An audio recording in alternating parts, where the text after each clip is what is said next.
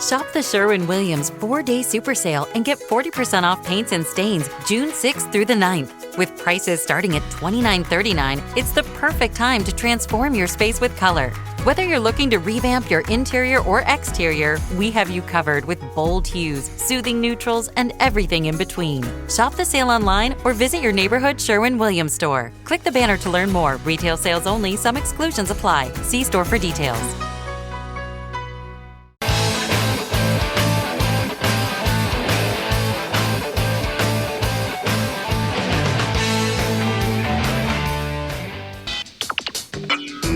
You are about to listen to the Dr. Daliah Show. Sassy, stimulating medical talk radio.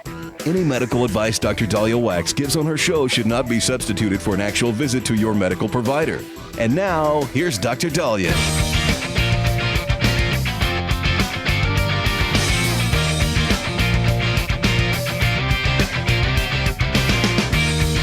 All right. We are back on the Dr. Daliah Show. Thank you all for tuning in. 1-877-DOC-DALI, 1-877-DOC-DALI. So even though I am very, very grateful that we have baby formula to adjunct women like myself who breastfed but couldn't really make milk past 6 weeks because I was working all the time, milk production went down. Very, very grateful that we have formula to support those who either can't breastfeed or who are struggling to provide enough breast milk. As a result, we have millions and millions of babies relying on baby formula. Very grateful that they exist. And they have had safety screens and evaluations, but we're still asking if what we are giving our babies early on could be contributing to their obesity, chronic illness, cancer rates.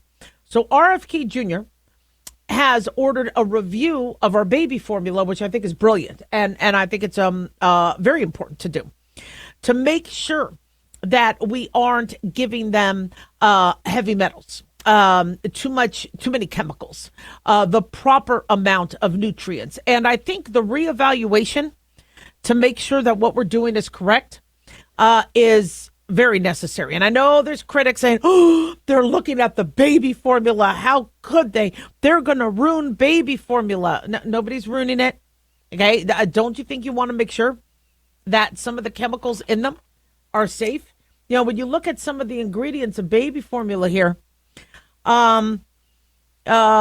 mixed tocopherol concentrate, niacinamide, vitamin A palmitate, cupric sulfate, potassium phosphate, nucleotides, just says nucleotides, disodium guanosine 5 monophosphate. I mean, these are things that are in our formula to help try and replicate the amazing work that breast milk is. But we might have taken some things for granted. And so I think it's very important to take a look and say, look, is this potassium hydroxide or these food colorings or these flavor additives safe? If we're already doing that, looking at food on the shelves, why not also the formula? So this operation is dubbed Operation Stork Speed. It is the first deep look at the ingredients since 1998. So, I mean, almost, 27 years? Why not? Let's relook at this. So according to Robert F. Kennedy Jr., they said the FDA will use all resources and authorities at its disposal to make sure infant formula products are safe and wholesome for the families and children who rely on them. 3/4 of U.S. infants consume formula during the first 6 months of life, with about 40% receiving it as their only source of nutrition. Now, exclusive formula feeding is usually done within the first 4 to 6 months of the baby's life, and then we start to add table foods. We do not give whole milk until a child is a year. So if you can't breastfeed, we recommend using formula for the first year. We do not recommend you switch to whole milk. But the ingredients will never replicate fully what breast milk is with the antibodies and the nutrition but they do a fairly good job. And so they're going to look at heavy metals. They're going to look at the composition. They're going to look at how the babies digest and absorb the nutrients. I think this is brilliant. Scientists are saying, according to AP News, this is long overdue. The FDA is asking for new scientific data and information about whether required ingredients in infant formula should be added, removed, or changed. The deadline for these comments is September 11th. And so the ingredients include soy, cow milk, omega-3 fatty acids, they're complex sugars, oligosaccharides, and oils. And, so when we look at a rise in pediatric allergies, let's say to peanuts, or we look at them having more severe food allergies, obesity, diabetes, we have to look at the diet. What are moms eating in their breast milk? And that's being transferred to breast milk. What are babies getting in their infant formula? We hear about how juices, remember Dr. Oz uncovered how there's arsenic in a lot of the juices fed to babies. Is anybody making sure that there's no arsenic in these formulas? So I think it is a very, very good move. We have had less of a reliance on breastfeeding for a while. What changed that was the infant formula shortage. After the Michigan Abbott plant was temporarily closed for them to look for, I think, Corynebacter Nakazaki and other bacteria contaminants, because there was an allegation that an infant died from the formula. And from what I understand, the review did not find that bacteria at the lab.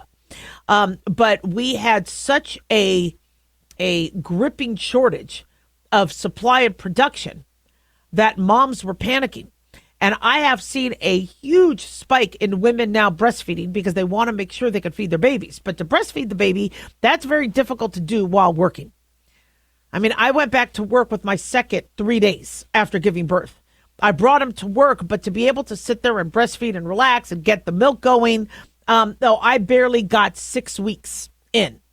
I was happy I at least got 6 weeks because of the antibodies, but I relied on formula to supplement all the time. So formula is very necessary, especially if many of us also are not able to make milk. Women in my family struggled, so it could also be a genetic issue. And if you can't feed your baby, in the olden days, you had to get a wet nurse. You had to have somebody else in the village feed your baby. You know how frightening that is when you can't feed your own baby? And you can't just give them, like I said, regular cow milk. They get very undernourished. So this is very, very good. I'm glad they're doing this. I know everybody wants to kind of criticize what's going on, but from a scientific perspective, if we haven't done a reevaluation since 1998, I think it's due. 1-877 Doc Daliah. Don't go away.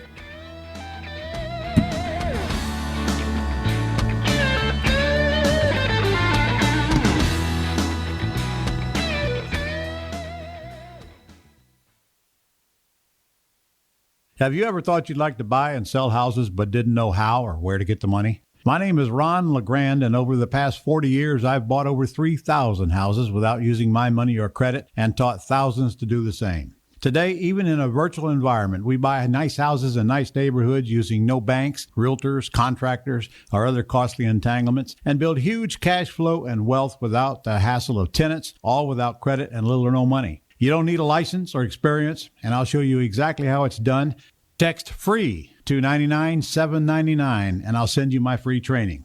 I promise you I'll change the way you think about real estate and open the door to a new lifestyle that doesn't involve risk or rehabs and can quickly replace your current income. Text FREE to 99799 and let me show you how to take your life back and build cash flow and wealth from your home. That's FREE to 99799. Again, FREE to 99799. Hi guys, Dr. Daliah here. Addictions can sneak up on us and come in many forms, whether it's drugs, alcohol, sex, video games, porn, or something less obvious such as food, internet, or shopping. Addiction can seem innocent at first and then evolve into an insurmountable evil. In our book, Addiction Basics, Caitlin Kalikas and I dive into the common addictions and provide tips for identifying and preventing these before they sneak in and take over our lives. Addiction Basics can be found on Amazon or my website, drdaliah.com. Check it out. At Hotshot Secret, we share the science behind common diesel problems. For example, diesel fuel cetane levels. the cetane rating in diesel fuel is 42 to 45. Most diesel engines operate more efficiently with a cetane rating of 48 to 50. One treatment of Hotshot Secret Diesel Extreme will raise your cetane 7 points, increase fuel economy, and improve cold starts. Hot Shot Secret Diesel Extreme is available nationwide at truck stops, fine farm and auto stores, and online at hotshotsecret.com. Hot Shot Secret, powered by science.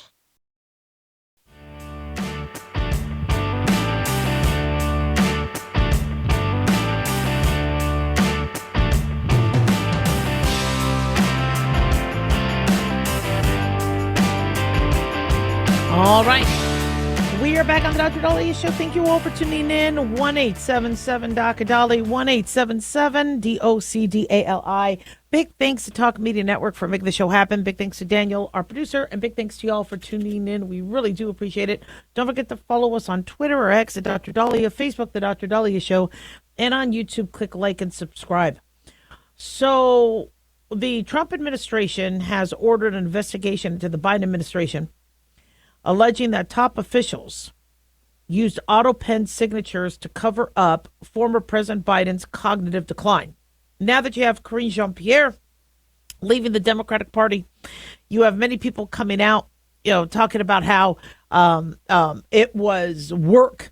A lot of the work and attention was to produce the guise of Biden's running things.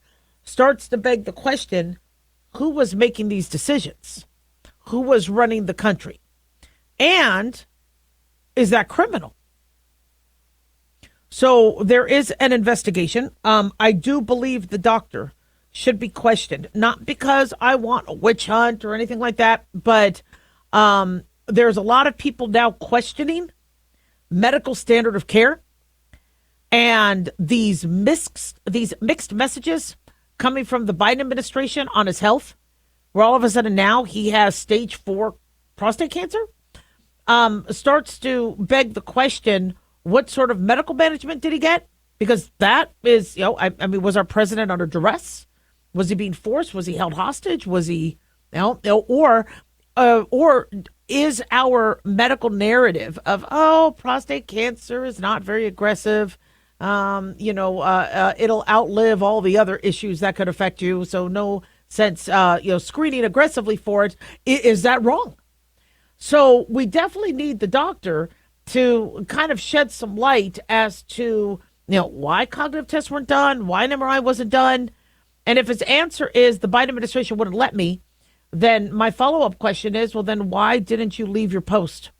If you weren't allowed to do the proper medical evaluation, remember, your oath is a Hippocratic oath. Your loyalty is to the medical board and to the patient, okay, not politicians, and not a political narrative. And so, if you at all sacrificed any of your work ethic, you shouldn't have been there. Just like Karine Jean-Pierre, if she really disagreed with everything going on, she shouldn't have been there. Fauci too. If Fauci didn't agree with Biden or Trump, although he came out saying, I felt like I couldn't say anything during the Trump administration, well, then you should have left your post immediately. You don't take the $400,000 a year job. So Biden has spoken out. Actually, it was a statement. We didn't see him say this, but a statement saying, I made the decisions about the pardons, executive orders, legislation, and proclamations. Any suggestion that I didn't is ridiculous and false. He says it's nothing more than a distraction by Donald Trump and congressional Republicans who are working to push disastrous legislation that would cut essential programs like Medicaid and raise costs on American families, all to pay for tax breaks for the ultra-wealthy and big corporations. So Trump called on Attorney General Pam Bondi to open investigations into these officials, arguing that they have conspired to deceive the public about the mental state and exercise presidential authority through the use of Autopen. Now, this gets tricky because I am sure that, when you are in the White House, although with the exception of Trump, because Trump looks like he does everything on his own. I mean, he's really, with the exception of bringing in his own Diet Cokes, I mean, he is active. But I am sure that, okay, here, my hand's getting tired. Sign this. Doctors will have a stamp. I never liked the stamp. I never let anybody use my stamp. I did the signing. I did not like the idea that somebody other than me was signing because that was fake. But billers said they needed to, early on with billing, have signatures on every HICVA. I go, let me sign them. Let me review them and sign them. No, until I caught a biller trying to steal money and have money go to a California mailbox. But I never liked the idea of somebody signing for me. Now, but I understand you're away. You're in Germany. Although I think the German chancellor is here for Trump. But let's say you're, traveling to Germany. Or you're traveling. What if something needs to be signed on your behalf? Well, there should be a paper trail showing you were the one that approved it. But this, we are really naive to think that Biden was making every single clear-cut decision when he admitted to press pools, and he admitted on camera that he'll get in trouble if he takes any more questions. Or he has to see if he's allowed to take any questions. I'm like, you're the commander and flipping chief. You're the one that gives the commands. Who are you worried about? Who are you? Oh, the wife? And then was Jill running things when she's not the president? There's been a lot of speculation that when Woodrow Wilson had his stroke, the wife took over. Now, I don't know what the legalities is of that, but, questions need to be answered. Now, will the administration come up with something? Trump said in recent months, it's become increasingly apparent that former President Biden's aides abused the power of the presidential signatures through the use of an autopen to conceal Biden's cognitive decline and assert Article 2 authority. This conspiracy makes one of the most dangerous and concerning scandals in American history. The American public was purposefully shielded from discovering who wielded the executive power, all while Biden's signature was deployed across thousands of documents to effect radical policy shifts. Trump says, given clear indications that President Biden lacked the capacity to exercise his presidential authority. According to Fox News, he writes, if his advisors secretly used the mechanical signature pen to conceal this incapacity while taking radical executive actions, all in his name, that would constitute an unconstitutional wielding of the power of the presidency, a circumstance that would have implications for the legality and validity of numerous executive actions undertaken in Biden's name. So his family might not be pardoned. Adam Schiff, right? Wasn't he preemptively pardoned? Why? What did he do? I mean, all these, are they valid? Now, the Biden administration, this is, again, the burden of proof is on the Trump administration to find this. So it's going to rely on witnesses. But if it's an auto pen, you can't verify signature. It's an auto pen. And if Biden said, but I told them to use the auto pen, so it's all legal, legit, move on, that could be, troublesome in the courts. But if you have witnesses saying, no, Biden didn't tell us to do that. X, Y, and Z did that. Now the whole wall comes crumbling down. So will anybody talk? Will there be any whistleblowers? There are people who wrote books. But again, in the courts, they got to be careful. Like, well, they're trying to sell their book. Like Karine Jean-Pierre. Now she's leaving the Democratic Party. Yeah, but she's also trying to push a book, independent. And so, is there some secondary gain? Or did this really happen? And there has to be people that corroborate what was done. I am sure that there are hundreds upon hundreds of witnesses. And they would, this is something that I think they do need to get to the bottom of, because certain actions were taken that didn't make a lot of sense to us. And Biden clearly was struggling. And if somebody else was pretending to be the president, they need to go to jail. Period. You weren't the president. If it was the wife making the decisions, what is her liability and culpability? As I said, one of the most interested parts of this whole thing is when I was begging for a cognitive exam for Biden, and the country was begging for one, it didn't look like one was done. Why not? And then does Dr. O'Connor need to lose his license? See, we doctors have to follow standards of care.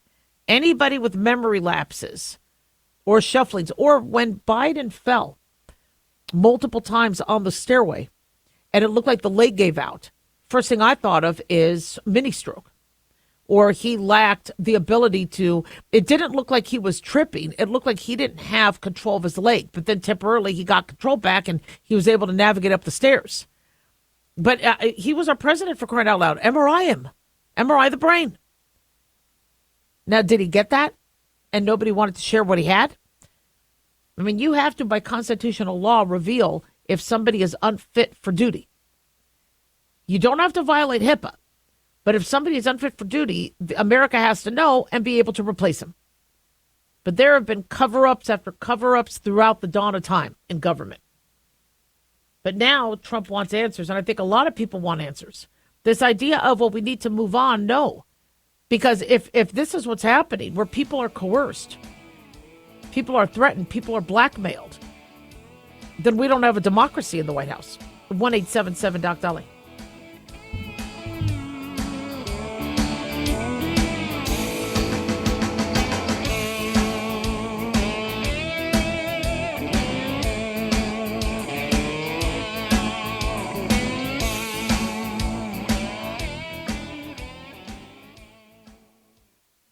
Much of neck and spinal pain is caused by the compression of spinal nerves, according to Dr. Jeff Fisher, an Irvine, California-based chiropractor with more than 30 years of experience. This compression can stem from a chronic condition, acute injury, or simply aging. Traction is the most effective way to relax, stretch, and decompress the spine and surrounding muscles and ligaments of the neck and back, Dr. Fisher explains. His inventions, the Fisher Traction Neck Device and Fisher Traction Low Back Device, safely separates bones to eliminate pain and restore function so the body can heal naturally. The Fisher Traction devices are designed to restore the natural curves of the neck and back and gently induce hydration and motion into the spine with the use of a release strap. The devices are convenient and easy to use in the comfort of your home, and Dr. Fisher's series of YouTube videos provides helpful videos and detailed instructions. For more information, visit FisherTraction.com. Radio. It's on.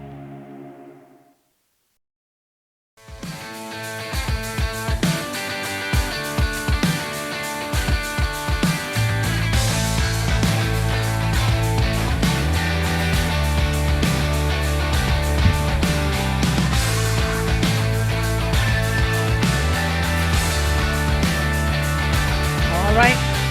We are back on the Dr. Daliah Show. Thank you all for tuning in. 1-877-DOC-DOLLY, 1-877-DOC-DALI. So one of my listeners said, Dr. Daliah, if the job market is abysmal, how are people about to be getting kicked off their Medicaid going to be able to find a job?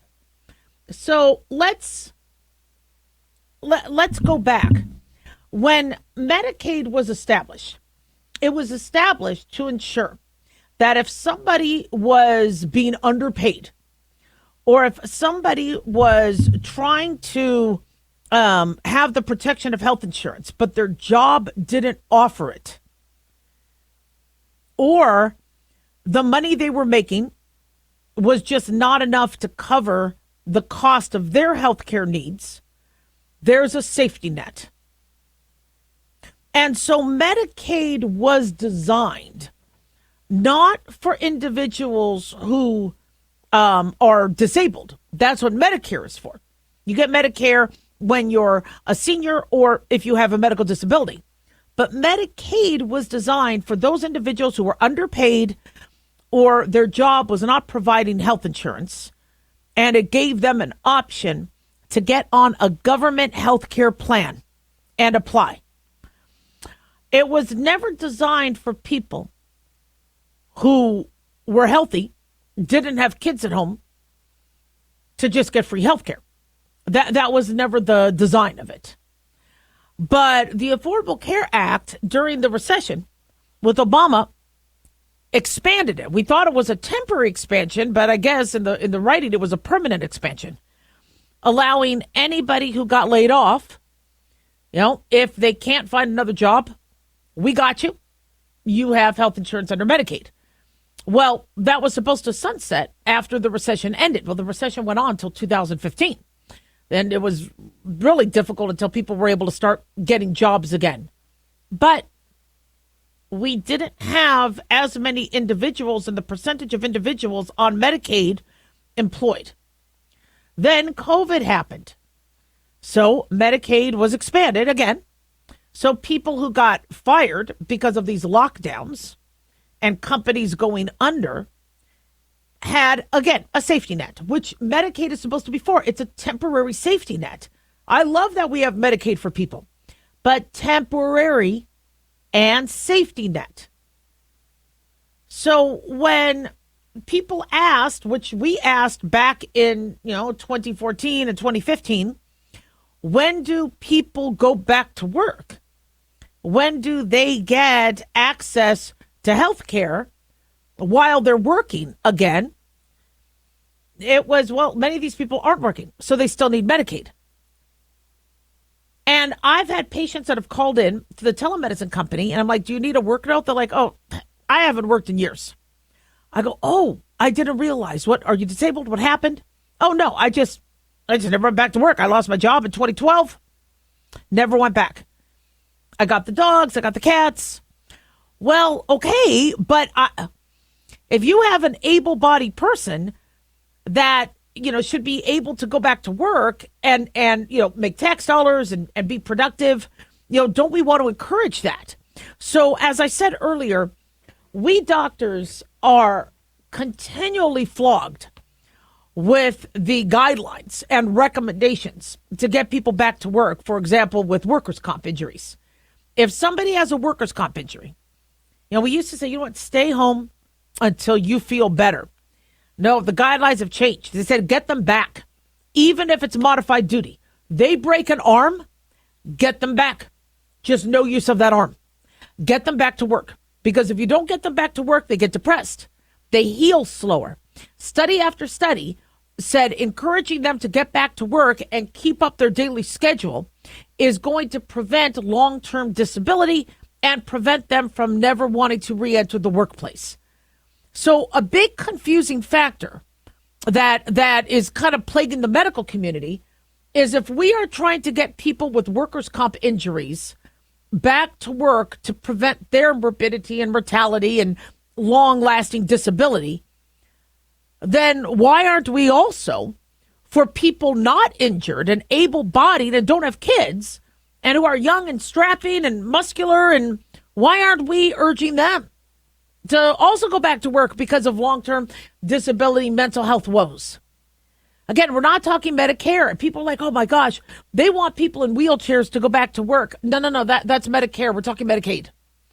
Medicaid is not about people on wheelchairs. Medicaid, again, are for those individuals whose employer is not providing health insurance or their income is at a level where they can't afford the ridiculous costs of Obamacare, even though we're paying for money to go into Medicaid, and we're also paying for money to go into the exchanges. So the whole purpose of the exchanges is for people then to not need Medicaid, but it didn't work that way. We're spending all this money for people to get cheaper health insurance, and we're also paying for Medicaid. So is it good or bad to have a work requirement? Well, the work requirements being suggested are for those who don't have kids, who are not taking care of somebody. They are just like the Tsarnaev brothers at the gym, working out, watching TV, playing video games.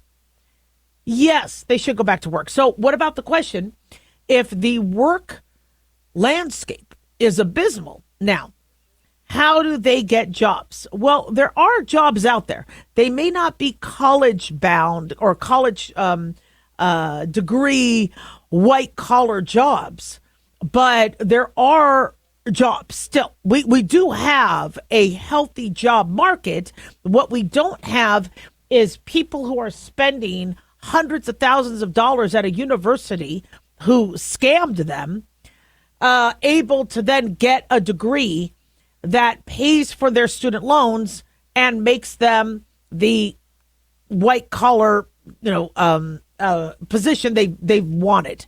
I'm of the mindset that if you don't have somebody you're taking care of, if you aren't working, you need to do something to stay healthy. I mean, you need to be active, whether you're volunteering, whether you're helping out another family, but you need to be active. Now, people say, well, I am active. I take the dogs out. I deal with the cats. I call my friends. I'm getting my vitamin D outside in the sun. Listen, you need a purpose. You also need a drive. It has always been, since the dawn of time, if you want to eat, you get out there and hunt and gather. Or you work as a team. Somebody is dealing with the kids while the other person is hunting and gathering.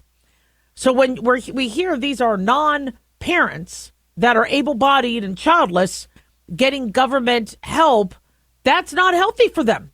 So as a doctor, the first thing I want to do is like we do with workers' comp, let's get them back on the job. That's safe. Now, I mean, you obviously have a safety issue. Like I think one patient was assaulted. We don't have you go back to that department. We don't want you assaulted again unless authorities have removed that person. But staying home is dangerous. Staying home, like we saw with the lockdowns, leads to obesity, depression, alcoholism, hemorrhoids, back pain, orthopedic issues. So I'm not hearing an argument for able-bodied single people who are non-caretakers, why it's healthy for them to stay home. I'm not hearing that. And with the Medicaid work requirements, they're not recommending full-time work. They're recommending 20 hours a week. So we're talking part-time. So you'll still be able to get the benefits. You know how a lot of people during COVID were like, if I work under 10 hours a week, I then get the unemployment and I get, there's still ways for them to finagle getting the government assistance. But from a health standpoint, get them back out there. You can't just watch Netflix or play video games your whole life. And again, if you're taking care of a baby, this doesn't apply to you. 1-877-DOC-DALI.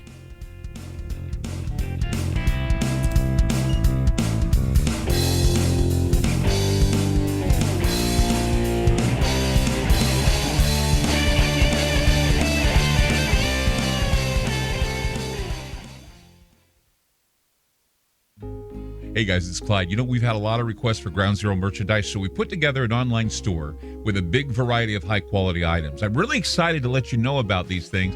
We have a lot to offer you and your loved ones. In addition to our regular apparel, such as t-shirts, beanies, hoodies, and hats, we've expanded our product line with posters, flags, aprons, mugs, and a whole lot more.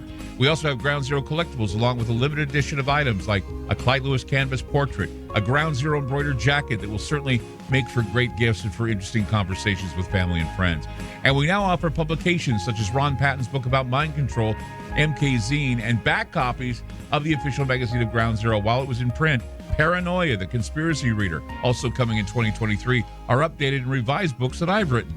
There's a secure and easy-to-use shopping cart for your purchases. So shop today at our official store by going to groundzeromerch.com. Again, that's groundzeromerch.com. This statement has not been evaluated by the Food and Drug Administration. This product is not intended to diagnose, treat, cure, or prevent any disease. Are you in bad pain? You know what I mean. Your knees hurt, your shoulder hurts, and your back. Oh my God, your back. They're constantly killing you.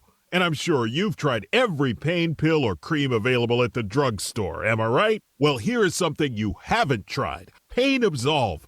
Pain Absolve is not available in any drugstore. The only way to get it is by calling today. We're so confident that it will work for you that we offer a free bottle with your purchase, no prescription needed, and best of all, each purchase comes with a money-back guarantee. Call now to find out how you can get Pain Absolve and get rid of your pain.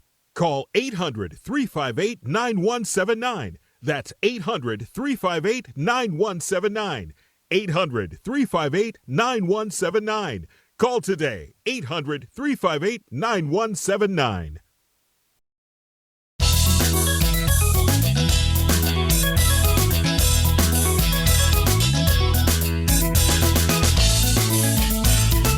All right, we are back on the Dr. Daliah Show. Thank you all for tuning in. 1-877-Dr. Dali, 1-877-DOCDALI. A climber died after falling 3,000 feet on Mount McKinley in Alaska. The body of a climber has been found, but it took 2 days after he fell approximately 3,000 feet. Alex Chu, 41 years old, was ascending the West Buttress climbing route of Mount McKinley. It's the tallest mountain in North America at 20,000 feet. He was with 2 others when he fell at a spot known as Squirrel Point. His friends witnessed the fall. They tried to lower themselves as far over the edge as they possibly could, but they couldn't see or hear their friend. So then they went back down the mountain for help. High winds and snow prevented rescue teams from getting to the area where Chu fell until yesterday. He is one of multiple climbers who have died in falls since 1980 along this section of Mount McKinley's West Buttress route. Currently, according to CBS News, there are 500 climbers right now on Mount McKinley. The beginning of June is in the middle of climbing season. Climbing season starts early May, ends in early July. It's a beautiful mountain. You know, I love climbing. I don't have the degree of athleticism needed to ascend, something like Mount McKinley or Mount Kilimanjaro. But I like, being out there in nature and doing things. It just, unfortunately, people are putting themselves at risk when, these are preventable deaths. And, I'm always on the side of live life. You only have one life to live. But I'm also on the side of, be careful, please. One fall move. Don't think you are, incapable of, don't think you're immortal.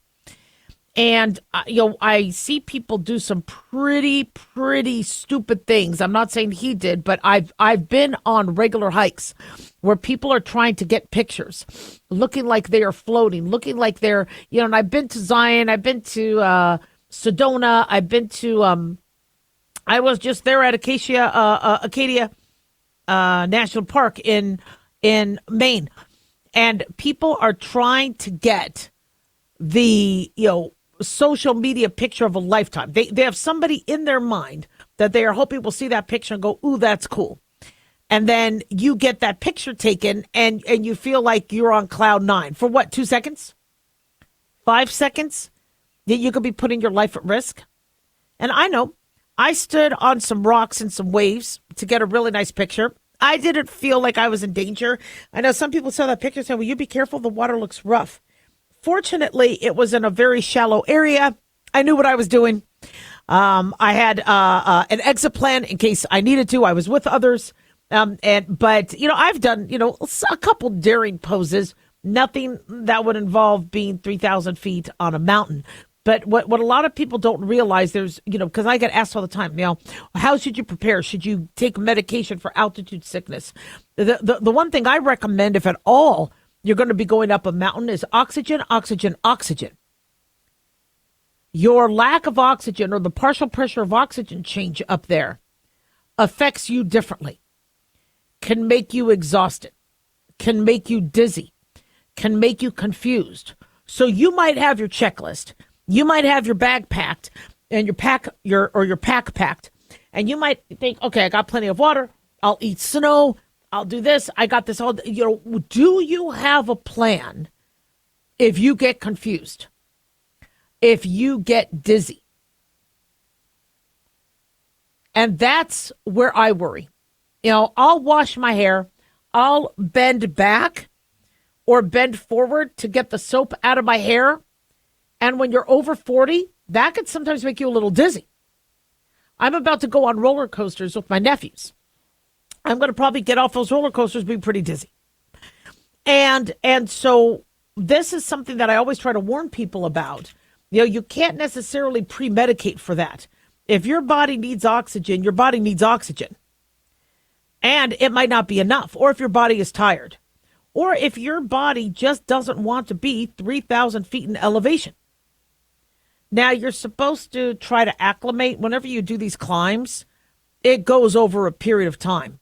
So it takes a few days for your blood cells to try to compensate. But it's not months, it's not years. I mean, if you lived at certain densities of it, and by the way, correction, he fell 3,000 feet. He was at 12,000 feet. Squirrel Point is 12,000 feet. The average human is not designed to be there, especially if they only ascended in a period of a few days. So summer is here. We're, trying to be active. We're doing things. God bless you for doing it. I think, being out there in nature, getting some sun, exercising, way to go. That is a great way to spend summer. But being up at 12,000 feet, getting dizzy, not anticipating that you could fall, not good. And I get it. I love to get these pictures of me on cliffs, but I just don't trust it. And, you might see somebody smaller on the cliff going, okay, now it's my turn. I did that in, where were we? We were just in Page, Arizona, looking over Lake Powell, and there's these cliffs that are, I think maybe 2,000 feet above the river. And there was somebody sitting on the cliff. I didn't want to go on that cliff afterwards because I'm like, what if it's loose? It might hold her weight, but I don't think it'll hold mine. So just mind the cautions. And I get it. I was just at Castle Rock. It said not to climb, and I climbed anyway. I get that. This is do as I say, not as I do. But falls are serious. And there was a kid that died off of Castle Rock in Colorado because, again, fell over the side. Is it because he fainted? Is it because somebody was horseplaying? Was it because he backed up and didn't judge where his foot was? Did he lose his balance? These are things to be aware of. 1-877-DOC-DALI, 1-877-DOC-DALI. Also a tragic story. A 22-year-old has died from a peanut allergy days after graduation. This is being reported by People magazine. He died May 24th, suffering a severe anaphylactic reaction. Timmy Howard. He had just graduated from the University of Rhode Island. What happened? So, according to his mom, they had just celebrated his college graduation. He had his whole life ahead of him. But sadly, he suffered a severe anaphylactic reaction. I'm not sure where he got the peanuts. I'm not sure what happened. One report says that he ate a late-night snack, but that the snack was contaminated. This is according to WJAR. His father said he came in and woke us up, and he said he couldn't breathe. At that point, it unfolded very quickly. So the family had an EpiPen, called 911, but it was too late. That's another example of you might think you have everything you need, calling 911, having an EpiPen, which is appropriate but unfortunately the body is very delicate, and there's only so much that these medicines could do. So, one thing that RFK Jr. wants to do is look at baby formulas, look at why we have so many food allergies. When I grew up, we didn't hear of people dropping dead, eating a snack that could have possibly had peanuts. Imagine you being at risk for peanut allergy. What do you trust when you eat? And there are things allergists can do with desensitization, but the problem with an allergy or severe anaphylaxis is it is not very, shall we say, predictable. And so if you don't have the, if you, let's say, might not have had an allergic reaction, just like with the bee sting, it's never the first bee sting that makes you, completely anaphylactic and going into a severe reaction. It could be multiple. It could be the 17th. So if at all you have a food allergy or a suspected one, talk to your medical provider about the best way to move forward. 1-877-DOC-DALI.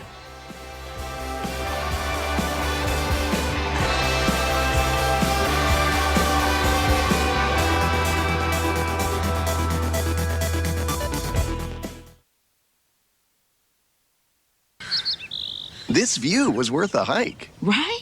And it's a good way to stay on top of my health. Yes, I'm Cologuard, a prescription colon cancer screening option for people 45 plus at average risk. Have you screened for colon cancer? Not yet. Don't wait. It's more treatable when caught in early stages. Tell me more. Cologuard is non-invasive and it's used at home. It detects altered DNA in your stool to find 92% of colon cancers. 92%? Yep, even those in early stages. This was seen in a clinical study with patients 50 and older. Any positive result should be followed by a diagnostic colonoscopy. False positive and negative results may occur. Cologuard is not a replacement for colonoscopy in high-risk patients. Do not use if you have had adenomas, have inflammatory bowel disease and certain hereditary syndromes, or a personal or family history of colon cancer. Most insured patients pay $0. Ask your provider or an online prescriber if Cologuard is right for you, or visit Cologuard.com. I'm in.